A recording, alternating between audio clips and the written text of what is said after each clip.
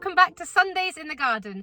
If you're new, my name is Sarah, and on this channel I share everything I'm getting up to in my English cottage garden and allotment. If you're new, I would love for you to subscribe so you can stay up to date with everything I'm sharing in 2024. Today I am so excited because I am at Gardener's World Live for the very first time. So come with me and let's find out all of the amazing things that this event has to offer. And let's see if we can find the legend that is Monty Don.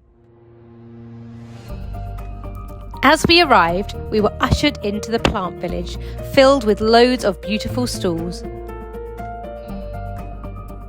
And then we found the man himself. Yeah, as a rule, it's just a basic team. It's 2 cameras, sound recorders, director, reception.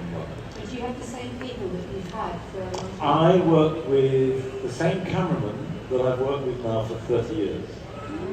And we did have the same sound recorders that I worked with for about 20 years, so I did round the world native gardens with, I did Japan with, America with. I think one thing that people worry a lot about is whether or not pests and diseases are going to strike. I think this is a sort of an anxiety based on the unknown. Yes. You know, you don't quite know what it is that's doing the damage, and very often I get questions from people that, 2 and 2 adds up to 5. They see ants in the soil. Yes. You take a pot out, and ants come pouring out, and they say, "Oh, they're eating my fruit, or they're eating my leaves." Ants don't eat. No. So, first of all, most plants survive some kind of attack. Not always, but very often. So you can have a plant that's got aphids on it. I mean, a very good example at the moment is black fly on lots of plants, but particularly say broad beans. Yeah. There is barely a broad bean in the country at the moment that doesn't mine have black have got fly. it. Yeah. Here we go. What they're attracted to is partly the cycle of the aphid, and partly the very soft new growth, which combines the cycle of the aphid. And nature is evolved to take advantage of that soft new growth. Everything below that is fine. It's perfectly okay. I often get people say, "Well, I've got this plum or whatever, and the leaves got spots on them. They've got some errors." And I said, "Well, how's the fruit?" "Well, the fruit's fine." "And how's the tree growing?" "Oh, it's growing fine, but the leaves got spots." Yes. What is your it's so just put it in context and perspective. Yes. And the other thing is, even if you've just got pods, encourage biodiversity. Yes. So you can have a little pond in a pot. That will attract insects. Have umbellifers, which will attract insects that predate on aphids. Things like cow parsley. Cow parsley, it's ammi, which I love, Yes. fennel. Any of these with an umbel is spray small florets or flowers, sometimes top, sometime in a dome, and they're very good for attracting predatory insects. We could have listened to Monty all day, but it was now time to head off and explore the rest of the show. The scale of this place really needs to be seen to be believed. It really is a gardener's paradise.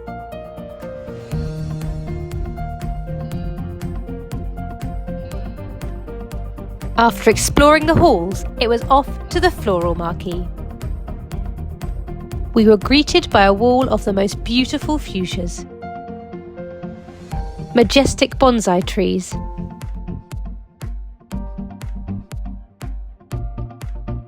these orchids took our breath away. And then one for my little boys here, I had to stop and get a video of these fascinating carnivorous plants.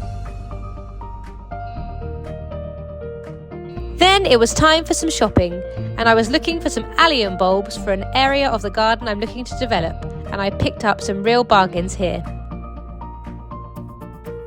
Then it was back outside to explore the beautiful borders, and this first one here called My Garden Escape by Kitty Kovacs.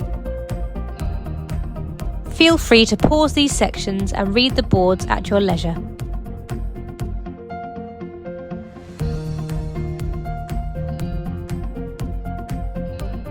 Next, a garden designed by Gemma Wiley and Rona Glynn called Fee Fi Faux Forage designed to encourage children to fall in love with nature.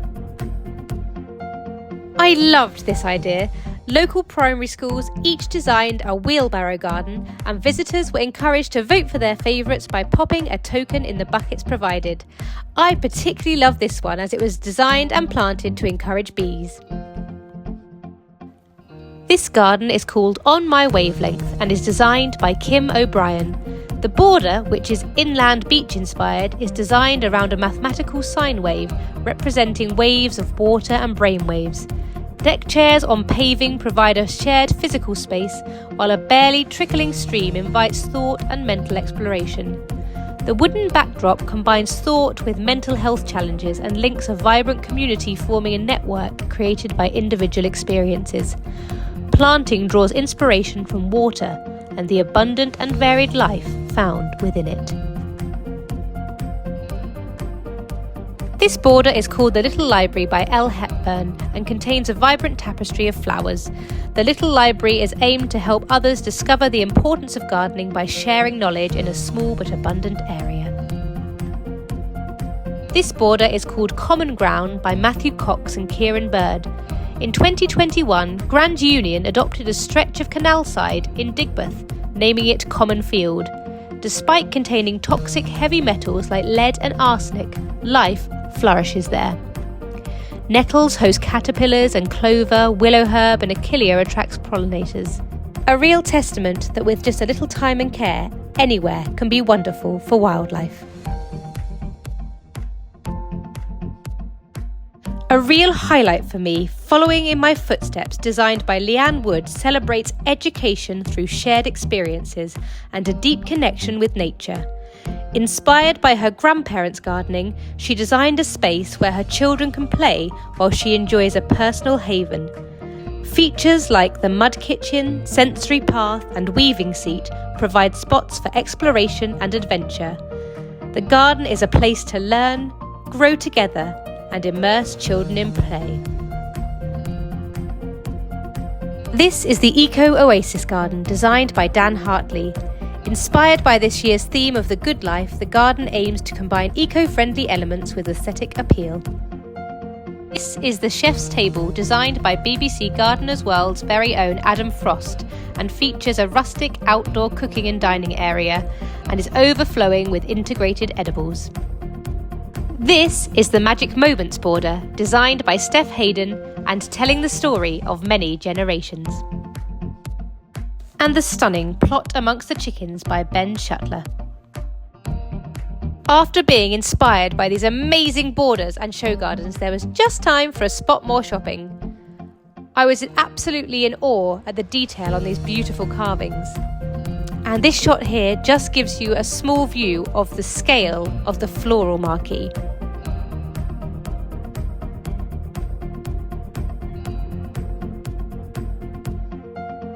We loved this beautiful display of sweet peas.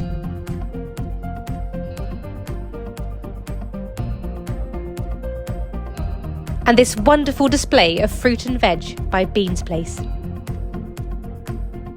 Then there was just time for another quick walk through the plant village before heading home. Thank you all so much for watching. I hope you've enjoyed the video. If you have, please don't forget to like and subscribe, and I'll see you again next week in my own garden for my June garden tour.